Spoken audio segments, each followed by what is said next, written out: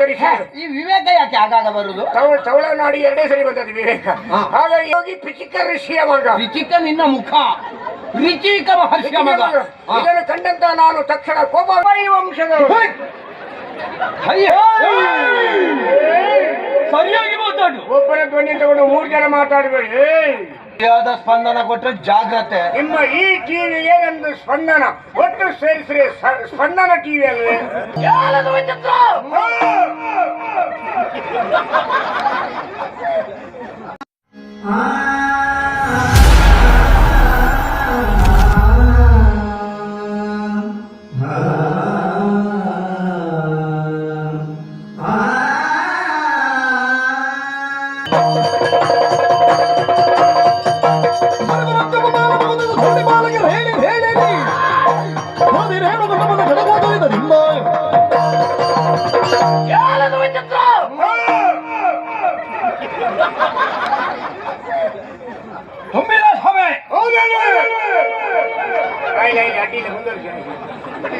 ಅತಿಯಾದ ಸ್ಪಂದನ ಕೊಟ್ಟರೆ ಜಾಗ್ರತೆ. ನಿಮ್ಮ ಈ ಟಿವಿಗೆ ನಂದು ಸ್ಪಂದನ ಒಟ್ಟು ಸೇರಿಸ್ರಿ ಸ್ಪಂದನ ಟಿವಿ ಅಲ್ವೇ? ಹೆಣ್ಣು ಮಾಲೆ ಹಿಡ್ಕೊಂಡು ಬಂದಳು, ಕ್ಷಾತ್ರಿಯರೆಲ್ಲ ವಿರಾಜಮಾನರಾಗಿದ್ದಾರೆ.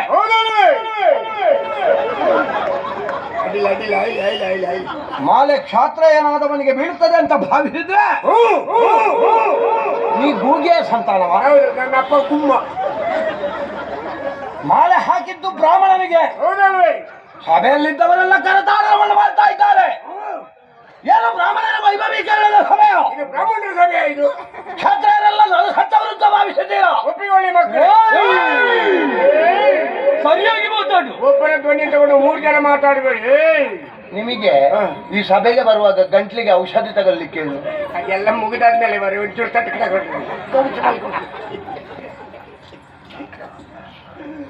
ಮಾನನಿಧಿ ಅನಿಸಲ್ಪಟ್ಟವ. ಹೈ ಹಯ ವಂಶಸ್ಥ. ನೀವು ವೈಫೈ ವಂಶದವರು. ಹೈ ಹಯ ವಂಶಸ್ಥ. ವೈಫೈ ವಂಶದ. ಇಲ್ಲಿ ಯಾವುದೋ ಒಂದು ಪೈ, ಯಾವುದೋ ಒಂದು ಭಯ ಆಗುದಿಲ್ಲ. ಹೈ ಹಯ ವಂಶಸ್ಥ. ಪೈ ಗುರ್ತ ನಮ್ಗೆ ಪೈ ಗುರ್ತಾವೆ ಕ್ರಿಶ್ಚಿಯನ್ ಮಾರೇಸು. ಯಾವ ಭಾಷೆ ಮಾತಾಡುದು? ಹಂಗಲ್ ಭಾಷೆ. ಉಳೆ ಉಳೆ ಮರೆ ಉಳೆ. ನಾನೊಬ್ಬ ಮಾನನಿಗೆ ಅನಿಸಲ್ಪಟ್ಟವಿದ್ದೇನೆ.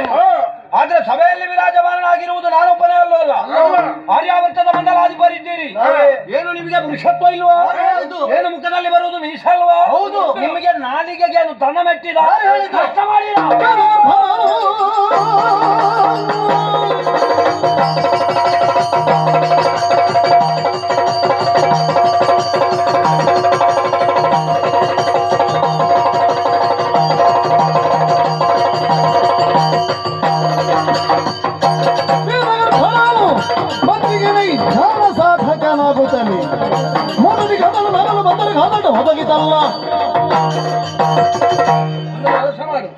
ಬರೀ ಕತ್ತಿ ತಿರುಗಿಸಿ ಪ್ರಯೋಜನ ಇಲ್ಲ. ಮತ್ತೆ ಒಂದು ಸೌತೆಕಾಯಿ ಹಿಡ್ಕೊಂಡು ಬಾ. ಅವನ ತಲೆಯ ಮೇಲೆ ಇಡು. ಇವನ್ ಮಂಡಿಗ ಅವನು ಬುದ್ಧಿವಂತನೇ.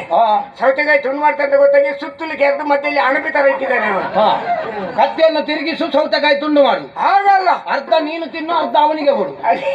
ಆಮೇಲೆ ಲಿಂಬೆ ರಸ ಮತ್ತು ಉಪ್ಪು ಒಂಚೂರು ಖಾರ ಬೇಕಲ್ಲ. ಮತ್ತೆಂತ ಇಲ್ಲಿ ಡೊಂಬರಾಟವ ಅಲ್ವೇ ಅಲ್ಲ. ಮತ್ತೆ ಕತ್ತಿ ತಿರುಗಿಸಿದ್ಯಾಕೆ? ಕತ್ತಿ ವರ್ಷ ಇಲ್ಲ ನಾನು ಪಳಗಿದ್ದೇನೆ ಎನ್ನುವುದನ್ನು ತೋರಿಸಲೇಬೇಕಾಗಿ ಕತ್ತಿಯನ್ನು ತಲುಪಿಸುತ್ತಾ ಮುಂದುವರೆದ. ಹೌದಪ್ಪ, ಯಾಕೆ ಅಂತ ಬೇಕಲ್ಲ. ಯಾಕಂದ್ರೆ ನಾವೇನು ಸಾಮಾನ್ಯದವರ ಕ್ಷಾತ್ರಿಯರಲ್ಲವೇ? ಶಿವನ ಮಂಚದಲ್ಲಿ ಸರಸಿಗೆ ಭವನ ಸಮಗದ್ದುಗೆಯಲ್ಲಿ ವಾಸವನ ತೊಡೆ ಸೋಂಕಿನಲ್ಲಿ ಪುಳ್ಳಿಸರು ಇಂದ್ರಪಾಲರು ವಸುದೆಯ ಮಾನನಿಧಿಗಳ ಮುಂದೆ ಏನು ಯೋಗ್ಯತೆಯನ್ನು ಕಂಡಿದ್ದಾಳೆ ಅವಳ ಜಮಖಂಡಿಯಲ್ಲಿ. ಜಮಖಂಡಿ ಅಲ್ಲ ಪಾಪಿ, ಜಮದಗ್ನಿ. ನಾವಾದ್ರೂ ಕಂಡ ಮಾಂಸಗಳನ್ನು ತಿಂದು ರೊಟ್ಟಿಯನ್ನು ಗಟ್ಟಿಮುಟ್ಟಾಗಿರ್ಕೊಂಡ ವೀರ ಯೋಧರು ನಾವು. ಏನ್ ಬೇಕಾದ್ರೂ ಮಾಡಬಲ್ಲ ಸಾಮರ್ಥ್ಯ ಉಂಟು. ಅವನಾದ್ರೂ ಹೋಗಿ ಪಿಚಿಕ ಋಷಿಯ ಮಗ. ರಿಚಿಕ ನಿನ್ನ ಮುಖ, ರಿಚಿಕ ಮಹರ್ಷಿಯ ಮಗ. ಇದನ್ನು ಕಂಡಂತ ನಾನು ತಕ್ಷಣ ಕೋಪವಿಷ್ಟನಾಗಿ ಹೋಗಬೇಕಂತ ತೀರ್ಮಾನ ಮಾಡಿದೆ.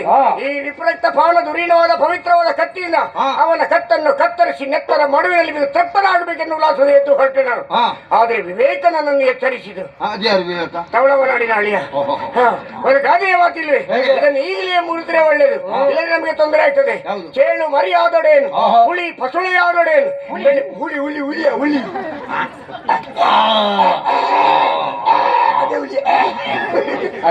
ಸುಳೆಯಾದೊಡೆ ಹಾ. ಬೆಳೆಯುವ ಮುಳ್ಳನ್ನು ಮೊಳೆಯುವಾಗಲೇ ತರಿದು ಬುದ್ಧಿವಂತರಿಗೆ ದಾರಿ. ಹಾ. ಕೆಮ್ಮನಿದ್ದರೆ ಕೇಳು, ಕೆಮ್ಮಣ್ಣು ಅಲ್ಲ ಬೆಳಮಣ್ಣು. ಕೆಮ್ಮನಿದ್ರೆ ಕೇಳು, ಹೇಳು. ಮುಂದೆ ನೀವು ಕಟ್ಟಿಟ್ಟ ಬುದ್ಧಿ ಅಂತೇಳಿ ಹಾ. ಅವರ ತಲೆಯನ್ನು ಕಟ್ಟಿದ್ದಕ್ಕೆ ಮುನ್ನುಗ್ಗಿದಾಗ ಹಾ. ಮತ್ತೆ ವಿವೇಕದ ನನ್ನ ಎಚ್ಚರಿಸಿ. ಈ ವಿವೇಕ ಯಾಕೆ ಆಗಾಗ ಬರುದು? ತವಳನಾಡಿ ಎರಡೇ ಸರಿ ಬಂದದ್ದು ವಿವೇಕ. ಹಾ. ಹಾಗಾಗಿ ಎಚ್ಚರಿಸಿದ್ದು. ಹಾ. ಒಂದು ವೇಳೆ ನಾವು ತಲೆಯನ್ನು ಕಡಿದು ಬಿಸಾಕಿದರೆ ಹಾ. ಅವಳು ವಿಧೇಯ ಆದಾಗ ಆ ನೆತ್ತರ ಮಡವಿನಲ್ಲಿ ಬಿಂದು ಹಾ. ಅವಳು ಶಾಪವನ್ನು ಕೊಟ್ಟರೆ ವಿಧವೆ ಶಾಪ ನಮ್ಮ 3 ತಲೆಮಾರಿಗೂ ಬಂದಿದೆ ಅನ್ನೋ ಕಾರಣಕ್ಕಾಗಿ ನಾನು ಸುಮ್ಮನಾದೆ. ನಾನಾದ್ರೂ ಕತ್ತಿವರಸೆಯ ಜೊತೆಯಲ್ಲಿ ಹಾ. 4 ವೇದ, 6 ಶಾಸ್ತ್ರ, ಹಾ. 18 ಪುರಾಣ, ಹಾ. ನಿಮಂತಾದಿಗಳನ್ನು ಕಂಠಪಟ್ಟ ಮಾಡಿಕೊಂಡಾಗ ಏಕೈಕ ವಾಗ್ಮಿ ನಾನು. ಹಾ. ಈ ಕ್ಷೇತ್ರದಲ್ಲಿ ಹಾ. ನನ್ನಲ್ಲಿ ಮಾತಾಡೋದಕ್ಕೆ ಹಾ. ಅಷ್ಟಾವಧಾನಿಗಳ ಹಾ. ದಶಾವಧಾನಿಗಳ ಬರ್ತಿದ್ರೆ ಹಾ. ಅವರನ್ನು ಮಾತಿನ ಮುಖಾಂತರ ಸೋಲಿಸಿ ಹಾ. ಅವರೆಲ್ಲರನ್ನು ಸೋಲಿಸಿ ಅವರನ್ನು ಬದಿಗೆ ನಿಲ್ಲಿಸಿ ಹಾ. ಇವಳನ್ನು ಕಂಕನಾಡಿಯಲ್ಲಿ ಇಟ್ಕೊಂಡು ಹೋಗ್ತಿದ್ದೆ ನಾನು. ಕಂಕನಾಡಿಗೆ ನಿನ್ನನ್ನು ಕರ್ಕೊಂಡು ಹೋಗಬೇಕು. ಶತಾವಧಾನಿಗಳಂತೂ ಬರ್ಲಿಕ್ಕೆ ಇಲ್ಲ, ಯಾಕೆ? ಅವರಿಗೆ ಭಾರತ ರತ್ನ ಘೋಷಣೆ ಆಗಿದೆ. ಹೌದು. ನೀನು ಕಂಕುಳಾಡಿಯಲ್ಲಿ ಅಂತದ್ದು ಬೆಕ್ಕಿನ ಮರಿಯನ್ನು ಕೊಂಡು ಹೋಗುದು? ಅಷ್ಟು ಪೌರುಷ ಉಂಟು ಅಂತ ಅವಳ ಮುಂದೆ ತೋರಿಸಲಿಕ್ಕೆ ಬೇಕಾಗಿ ನಾನು ಆಗಿದ್ದೆ. ಹೌದು, ಇಲ್ಲಿ ಉಳಿದವರಿಗೆ ಪೌರುಷ ಇಲ್ಲ ಅಂತ ಹೇಳುದಾ? ಅದು ನನ್ನನ್ನು ಮಾತ್ರ ಹೇಳಿದೆ ನಾನು. ಉಳಿದವರು ಮತ್ತೆ ಆಹಾ. ನಾನು ಮಾತಾಡಿ ಹೋದ್ಮೇಲೆ ಅವರ ಪೌರುಷ. ಆಯ್ತು, ಆಯ್ತು, ಆಯ್ತು. ಹಾಗಾಗಿ ಎದ್ದು ನಿಂತು ನಾನು ಮುಂದುವರೆದೆ. ನಾನು ಹಾ. ಏನು ಮಾಡುದು ಅಂತ ಯೋಚನೆ ಮಾಡಿದೆ.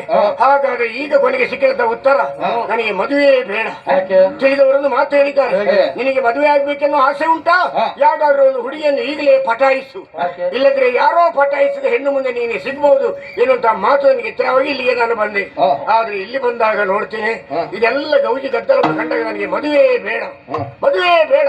ಇವಳ ಪತಿ ನಾನಾಗುತ್ತಿದ್ದರೆ ಇವರೆಲ್ಲರ ಕಾಲು ಹಿಡಿಬೇಕಾಗ್ತದೆ. ನಾನು ಮುಂದಿನ ವರ್ಷ 2 ವರ್ಷ ಬಿಟ್ಟು ನಾನೇ ಒಂದು ಕ್ಷೇತ್ರದ ಯತಿ ಆಗುತ್ತೇನೆ. ಯತಿ ಆದಾಗ ಸಾವಿರ ಮಂದಿ ನನ್ನ ಕಾಲಿಡಿದು ಆಶೀರ್ವಾದ ಪಡ್ಕೊಳ್ತಾರೆ ಅನ್ನೋ ವಿಶ್ವಾಸದಿಂದ ಅದನ್ನು ಬದಿಗಿರಿಸಿದೆ ನಾನು. ನೀನು ಅದನ್ನು ಈಗ ಘೋಷಣೆ ಮಾಡುದಲ್ವ? ಹೌದು.